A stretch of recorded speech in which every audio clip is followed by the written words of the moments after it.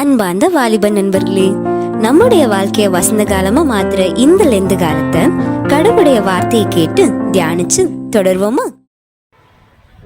கிறிஸ்துவுக்குள் அன்பான சகோதர சகோதரிகளே, அன்பு தங்கை தம்பிகளே, இந்த நாளிலும் நில் கவனி செல் என்கிறதான நிகழ்ச்சியின் வழியாக ஒரு நிமிட ஆண்டோடைய வார்த்தையை பகிர்ந்து கொடுப்பதிலே நான் மிகுந்த மகிழ்ச்சி அடைகிறேன்.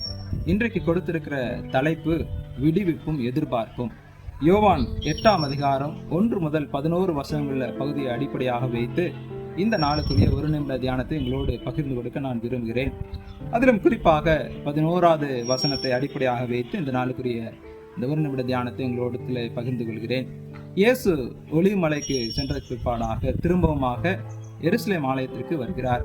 அங்கே நிறைய ஜனங்கள் வந்த பொழுது அவர் தரையிலே அமர்ந்து அவர்களோடு போதகம் பண்ணி கொண்டிருக்கிற பொழுது அவரை பரிசோதிக்கும்படியாக பாவத்திலே கையும் மெய்யுமாய் பிடிபட்ட பெண்ணானவள் அவரை அங்கிருக்கிற மக்கள் அவருக்கு முன்பாக கொண்டு வந்து நிறுத்தி அவரை சோதிக்கும்படியாக அவரிடத்திலே கொண்டு வருகிறார்கள். அப்பொழுது இயேசு அந்த பெண்ணுக்கு ஒரு விடுதலையையும் அந்த பெண்ணிடத்திலே ஒரு எதிர்பார்ப்பையும் வைக்கிற நிகழ்வைத்தான் நாம் இந்த பகுதியிலே பார்க்கிறோம். இந்த பகுதியிலே இந்த 11வது வசனம் அழகாய் சொல்லுகிறது, நானும் உன்னை ஆக்கினுக்குள்ளாக தீர்க்கிறதில்லை, நீ போ, இனி பாவம் செய்யாது என்கிற இந்த வார்த்தை அந்த பெண்ணுடைய வாழ்விலே ஒரு பெரிய விடுதலையும் ஆண்டவர் என்ன எதிர்பார்க்கிறார் என்பதையும் அவருக்கு கற்றுக் கொடுத்தது. நம்முடைய வாழ்விலும் ஆண்டவராகிய இயேசு கிறிஸ்து ஒரு எதிர்பார்ப்பை வைத்திருக்கிறார். அவருடைய இரத்தத்தினாலே மரணத்தினாலே இரத்தத்தின் வழியாக நீங்களும் நானும் விடுதலை பெற்றிருக்கிறோம். கடவுள் கொடுத்திருக்கிற இந்த விடுதலை நமக்கு கொடுத்திருக்கிற மிகப்பெரிய பரிசு.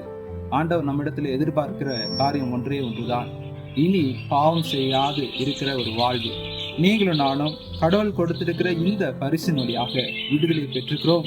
விடுதலை பெற்ற நீங்களும் நானும் இனி பாவம் செய்யாதபடி வாழ ஆண்டவர் நம்மிடத்திலே ஒரு எதிர்பார்ப்பை வைத்திருக்கிறார். ஆகவே ஆண்டவர் கொடுத்த விடுதலையை நாம் சந்தோஷமாய் களி கூறுவோம். ஆண்டவர் எதிர்பார்க்கிற பாவம் செய்யாத வாழ்வை நம்முடைய வாழ்விலே நாம் மேற்கொள்வோம். கடவுள் உங்களை ஆசீர்வதித்து உங்களை பாதுகாப்பாராக. ஆமென்.